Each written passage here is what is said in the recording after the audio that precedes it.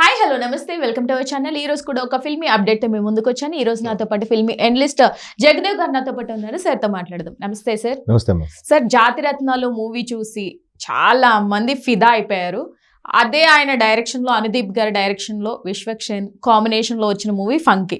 మరి అదే ఎక్స్పెక్టేషన్ వాళ్ళిద్దరి కాంబినేషన్ లో జాతిరత్నాలు లాంటి కామెడీ ఎక్స్పెక్ట్ చేయొచ్చా? అండ్ ఈ రోజు వ్యాలంటైన్స్ డే సందర్భంగా విడుదలైంది ఈ మూవీ. సో హిట్ అయ్యిందా లేదా? సో అలాంటి హాస్యం పండించారా లేదా అనేది చాలా వార్తలు వస్తూ ఉన్నాయి. సో దాని గురించి ఏం చెప్తారు? విశ్వక్సేన్, అనుదీప్ అంటే అనుదీప్ అనగానే ఫస్ట్ కామెడీ పంచులు, నాన్ స్టాప్ కామెడీ గుర్తొస్తుంది.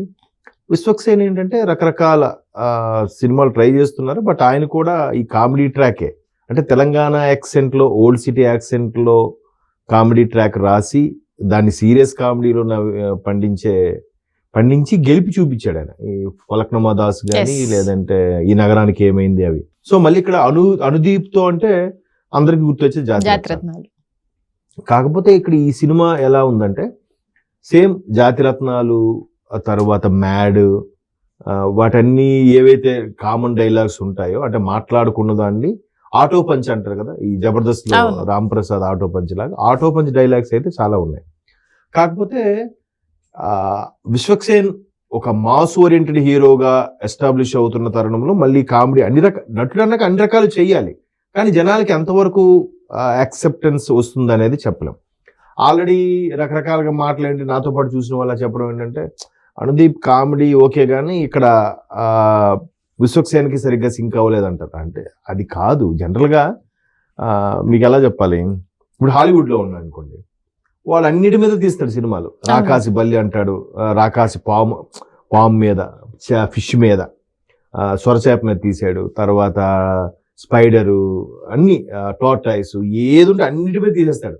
వాళ్ళు తీస్తే మాత్రం వా సూపర్ ఉందిరా, బలేవుడు తీసాడు హాలీవుడ్ అంటారు.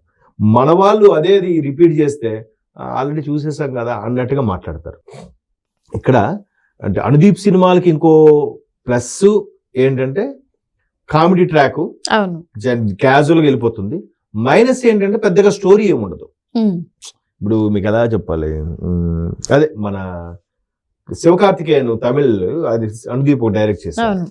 ఒక పాండిచ్చేరిలో ఎప్పుడో వచ్చి స్థిరపడిన వాళ్ళ ఫ్యామిలీ లవ్, అందులో ఆ లవ్ కాన్సెప్ట్ తప్ప పెద్దగా ఏమీ ఉండదు.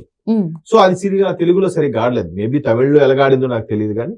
సో ఇక్కడ కూడా ఆ కామెడీ ట్రాక్ అంటే ఒక డైరెక్టర్ ఒక మనిషిలో ఊరికే డైరెక్షన్ అని నేర్పుతానన్నట్టుగా చెప్పడము, అంత కొంతమందిని తన అవసరాలకు వాడుకోవడము, దాన్ని కామెడీగా చూపించడం, గలీజ్గా ఉంటుంది అనే పదంతోనే ఎక్కువ ఆయన మ్యానరిజం అనమాట. సో హీరోయిన్ కూడా అదెవరు, మన డ్రాగన్ సినిమాలో చేసిన హీరోయిన్ కాయుడు ఏదో ఆమె.